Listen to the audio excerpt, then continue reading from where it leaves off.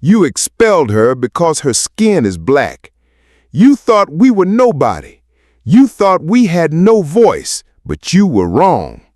They called her a thief and kicked her out of school because of her skin color.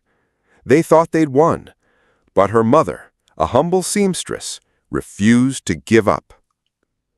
Clara Williams loved school. It was her favorite place in the whole world. While other kids dreamed of recess or summer vacation, Clara dreamed of textbooks and history lessons.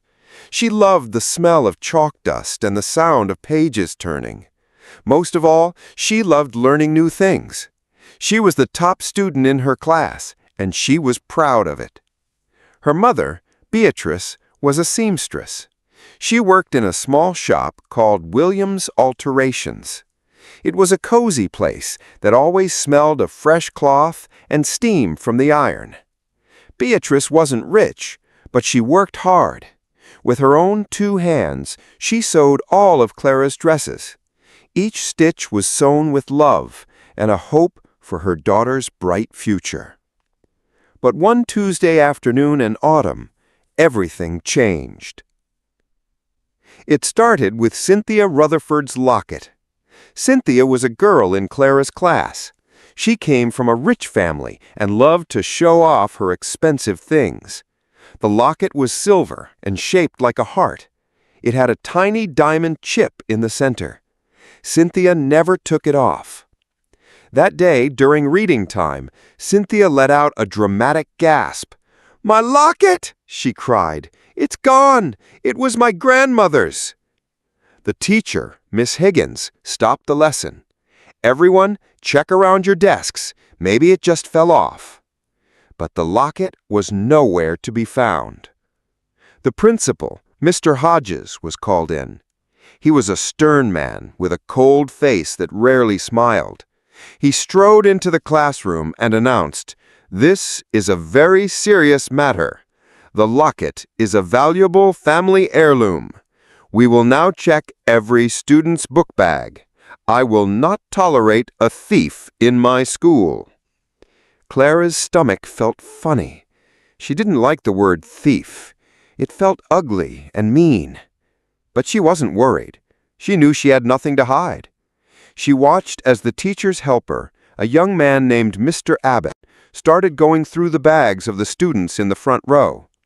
One by one, bags were checked. Notebooks, pencils, and apple cores were pulled out and then put back. Clara waited her turn.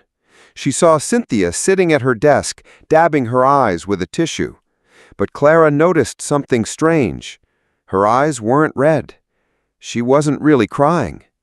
She looked at Clara as if she were a bug on the sidewalk. "There she is," she sneered, "the little thief." "I'm not a thief," Clara said, her voice trembling.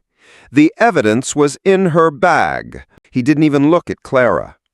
Cynthia let out a loud, fake sob, but for a split second she peeked out. And she wasn't crying. She was smirking. She was happy. Clara's blood ran cold. She understood then. This wasn't about a missing locket. This was about her. She was the only black girl in her class. Some of the parents had complained about her being there. They thought she didn't belong. Mr. Hodges never liked her. He thought she was too loud, too smart, too different. "Stealing is a very serious crime, Clara," Mr. Hodges said, finally turning his cold eyes to her. "I will not allow it at this school. You are expelled, effective immediately. You will not return." The word hit Clara like a physical blow. Expelled. It meant her dream was over. It meant she was a criminal. It meant everyone would always think of her as a thief. Tears filled her eyes, but she refused to let them fall in front of him. He handed her a formal letter. "Give this to your mother," he said. Clara took the paper. It felt heavy and horrible in her hand. She turned and walked out of the office, out of the school and into the afternoon sun. She didn't run, she just walked, numb and broken, all the way to her mother's shop. The bell above the door jangled as she pushed it open. The familiar smell of the shop, which usually comforted her, now made her want to cry. Her mother looked up from her sewing machine. Her smile instantly vanished when she saw Clara's face. "Baby," she said, getting up quickly. "What's wrong? Are you sick?" Clara couldn't speak. She just walked forward and collapsed into her mother's arms, sobbing into her apron. All the tears she had held back in Mr. Hodges' office came pouring out. Beatrice held her tight, rocking her gently. "Shh, my child, shh. Mama's here. Tell me what happened." Slowly, haltingly, Clara told the whole terrible story. The locket, the bag search, Mr. Hodges, the expulsion letter. She handed the crumpled paper to her mother. Beatrice read the letter. Her face, usually so kind and gentle, became hard. Her eyes flashed with a fire Clara had never seen before. She was angry, but she was also calm. She was thinking. She looked at Clara, really looked at her. She looked at the dress Clara was wearing. It was a simple, pretty blue dress that Beatrice had made herself. She had stitched the hem just last week. "Give me the dress, Clara baby," Beatrice said quietly. Her voice was steady and sure. Clara was confused. Why did her mother want the dress? Was she going to wash it? But she did as she was told, changing into an old shirt and pair of pants. Beatrice took the blue dress and laid it flat on her big work table. Instead of taking it to the wash basin, she did something strange. She picked up her seam ripper, a small, sharp tool used to take out stitches. She turned the dress inside out and began to carefully pick apart the stitches on the hem of the skirt.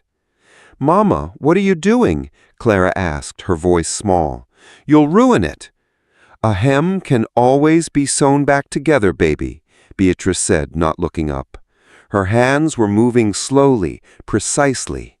She had made this dress. She knew every stitch, and she knew that the hem was deep and narrow. If something small had fallen on the floor, if it had been kicked by a foot, it could easily have been pushed up and caught inside the hem without anyone noticing. Clara would never have felt it. Beatrice's fingers worked the fabric gently, and then she saw it. Something caught in the very deepest part of the hem where the fabric folded over. Something metal. It glittered under the light from the window. She carefully pulled it out. It was the silver locket. It hadn't been in Clara's book bag at all.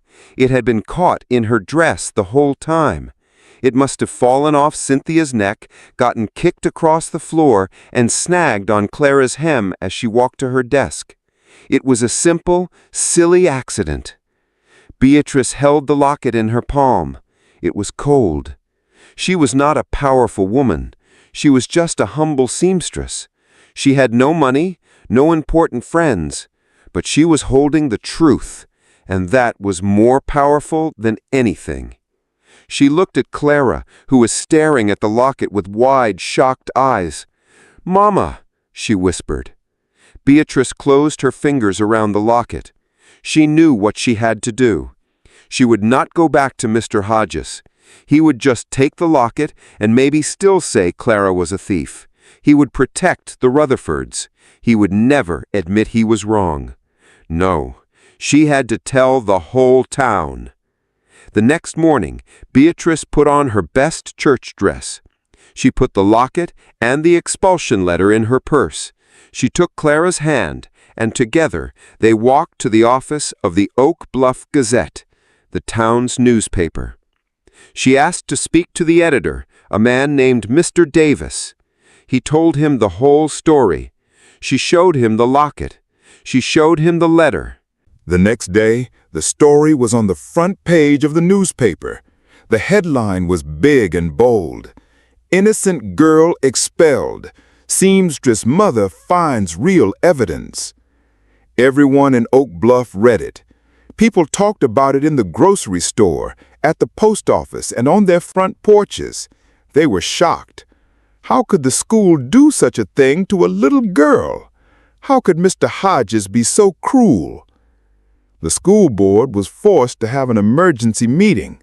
The room was packed with people from the town. Beatrice and Clara went. They sat in the front row. Mr. Hodges tried to explain. He said it was an unfortunate mistake. He said the evidence seemed clear at the time. Then Beatrice Williams stood up. She was a quiet woman, but in that moment she seemed tall and powerful. She walked to the front of the room. She held up the silver locket for everyone to see. "You didn't make a mistake," she said, her voice clear and strong. It didn't shake at all. "You didn't look for evidence. You wanted to get rid of my daughter. You expelled her because her skin is black. You thought we were nobody. You thought we had no voice, but you were wrong." She held up the locket higher. "The proof was in the hem of a dress I made with my own hands. You judged her because she is different, but I am her mother, and I fought for her with the only tools I have, the truth and a seam ripper." The room was completely silent. Then someone started to clap. Then another person. Soon the whole room was filled with the sound of applause. The school board was ashamed. They had no choice. They apologized to Clara and her mother in front of everyone.